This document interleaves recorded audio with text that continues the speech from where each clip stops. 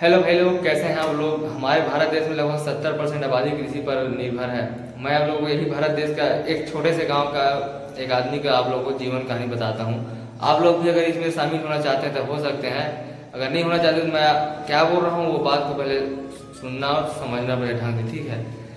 अब हम लोग वीडियो की करते हैं शुरुआत जय जवान जय किसान की नारा लगाकर। तो एक गाँव में एक राहुल नाम का आदमी रहता है, उसके एक बीवी और 2 बच्चे हैं, है नहीं। वो गांव में खेती करता है, कृषि पर निर्भर है, वो पूरा कृषि पर निर्भर है, बाकी कोई काम धंधा नहीं करता वो।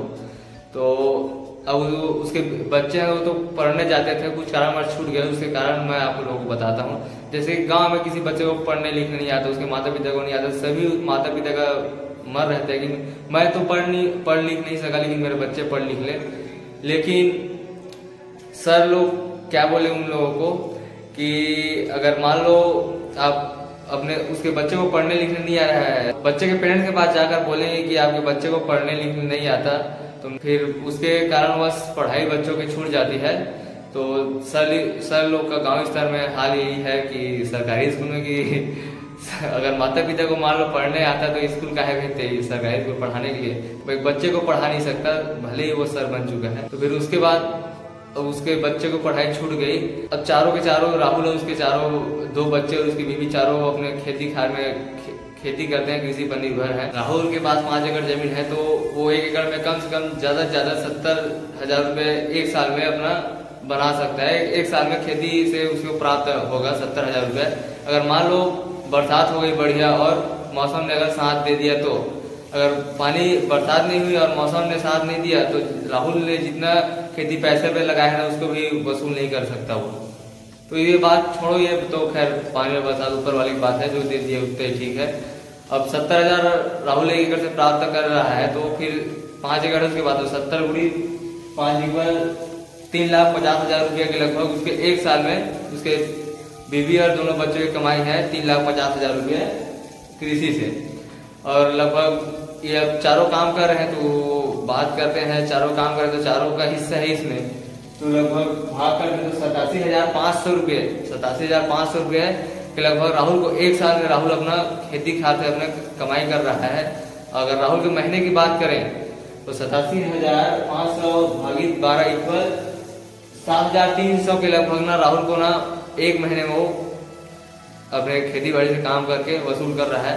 अगर मान लो उसके बीवी बच्चे अगर काम नहीं करेंगे खेत में, अगर दूसरा करेगा तो वो भी नहीं, मात्र 7,300 के लगभग इतना ही पैसा वो अपने खेतों से प्राप्त करेगा बस महीने का। उससे बढ़िया भाई आप लोग 300 रुपये एक दिन में ना मजदूरी कर सकते हो। मजदूरी में लगभग आप लोग 15,000 रुपये ना महीना आपको मजदूरी करके प्राप्त होगा। तो ये तो खैर छोड़ो ये बात को। इसीलिए मैं कहता हूँ कि किसान आदमी से ज्यादा ना मजदूर आदमी खुश है। चाहे पानी गिरे चाहे ओले गिरे, मजदूर आदमी का तो पैसा बनेगा ही। और किसान आदमी का क्या है, अगर ज्यादा पानी गिर गया तो नुकसान है, अगर पानी कम गिर गया तो नुकसान है।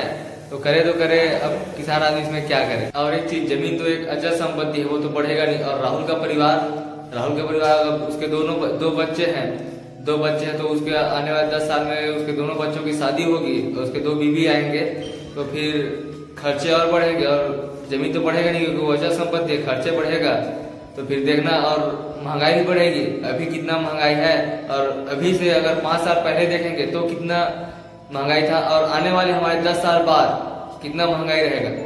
तो जमीन तो नहीं बढ़ेगा, अचल संपत्ति, तो महंगाई के खर्चे देखते हुए फिर मेरे को लगता है राहुल खेत बेचेगा, पैसे के लिए खर्चे बढ़ गए तो खेत बेचना ही पड़ेगा, या तो कहीं पे राहुल के परिवार सभी भीख मांगेंगे। अगर राहुल पहले से अगर कहीं पे काम धंधा चालू कर लेता तो आज उसको ऐसा दिन देखना नहीं पड़ता। अगर कहीं पे जॉब कर लेता है, कहीं भी कोई काम धंधा या कोई बिजनेस कर लेता तो उसको ऐसा दिन नहीं पड़ता। अब आप ये सोचो कि आपके पास कितने अचल संपत्ति है और आपके परिवार में कितने आदमी, फिर हिसाब लगा लो कि कितना है उसको, मेरे कितना महीना पड़ रहा है, और आने वाले महंगाई को भी हिसाब लगा लो कि कितना है, और फिर जोड़ लो कि परिवार में और आने वाले कितने बढ़ेंगे, फिर उसमें क्या होगा। तो फिर आप लोग अभी से ये सोच लो। अगर नहीं सोच सकते तो फिर मेरे चैनल को सब्सक्राइब करो, उसके बाद मैं बताऊंगा आपको ना क्या करना है उसको। तो फिर आप लोग बताइए कैसे लगा मेरा कहानी।